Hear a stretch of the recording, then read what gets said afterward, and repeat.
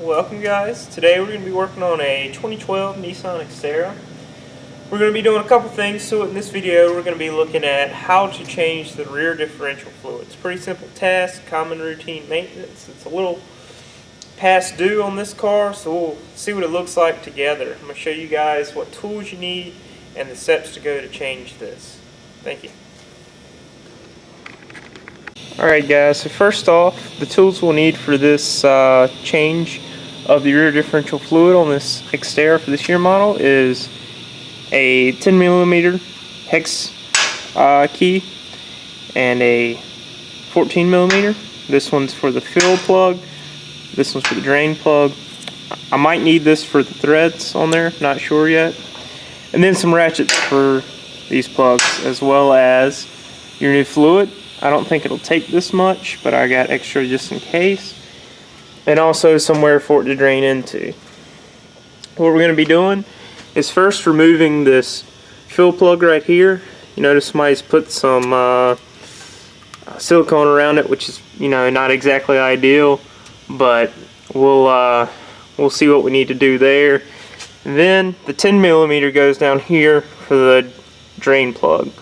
I'm not sure where the magnet is on this car, whether there's one on the back of the housing or if it's in the drain plug or wherever. We're not going to be removing the actual cover itself to look inside on this time, but we're going to show you how to do a simple drain and refill. Start off by undoing the fill plug. Go ahead and get that off, see what it looks like. Got our pan under here, and you can see that it's a little black on there. We'll get next drain plug down here. We should start seeing the fluid come out. Oh shoot. There we go. Make sure it's up in there good before you get to twisting on it. Don't want to wallow out or mess up your Allen keyhole right there. And then start draining. So I'm not sure if there's a magnet in there. You can see here our fluid's a little dark. Needs replacing, but you can see here that we can focus. We have metal shavings all on here, and we're going to want to clean that off really well. You might not be able to see it, but it's fairly typical wear. No huge chunks on there of metal filings. That's something to look for when you're doing this. And it looks like on this bottom one we will not need any Teflon tape because it's got a crush washer seal. So we'll finish that to drain, and I'll come back when it's done. You can see the results of cleaning off that drain plug. Just as we thought, it's fine metal shavings as we should see. And also, it's pretty nasty looking stuff. The drain plug itself's been cleaned up really well. That's how you should have it looking before you put it back. Let it drain. It's pretty much stopped dripping. Gonna take, just wipe this off. Make sure the surface that the bottom plug's gonna be on is clear and clean. Go ahead and put that back in. And then we'll fill her up and finish it off.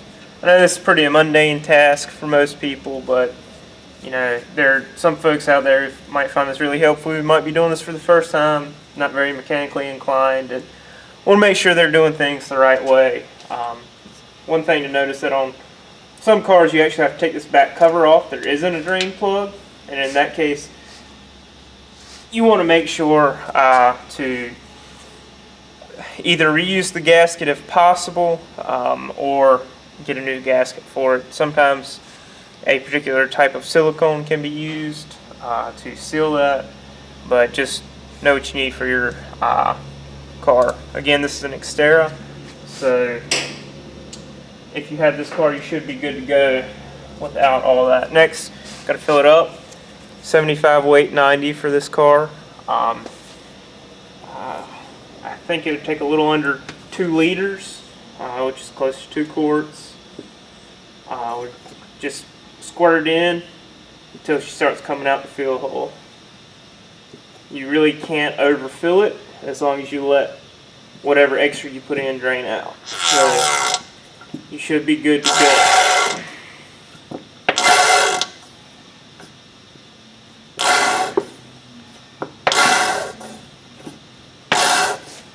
Well, that's 1 quart in there. I mean, it could be more than that. I can't really remember the specification, but it's certainly not 3 quarts. So.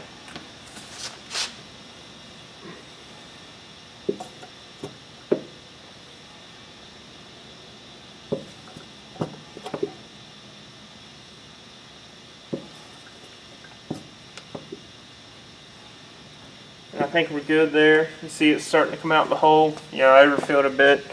That's okay. Just let it drain back out. It wouldn't even hurt it to have a slight bit more in there. You don't want to overdo it though too much. So just let it drain out. We'll let that come back down, and I have on the fill plug here, put some Teflon tape on there, you know, just to seal those threads. It doesn't have a washer like the bottom one does. We did not put Teflon on that because that is not how that one seals, but this one does. So just make sure you get that done properly. Yeah, that's pretty good. Most all of that's going to be drained out. We'll wipe that off in a minute.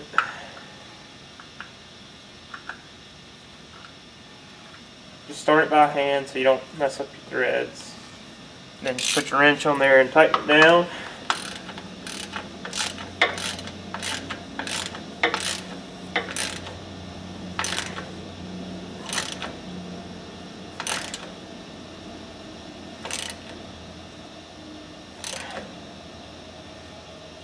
Oh, that feels about to the factory spec, just like the bottom one. And then once you get that, I'll get me a clean rag and just wipe it down. Make sure you get it pretty good.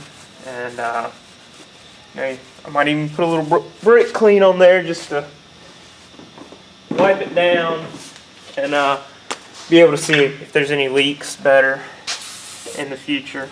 You know, this part's not necessary, but be nice to just make sure you don't have anything leaking. And that should be it, guys. Thank you for your time on this video. Hope it helps, clears up any concerns for beginners, and gets you on your way. Thank you.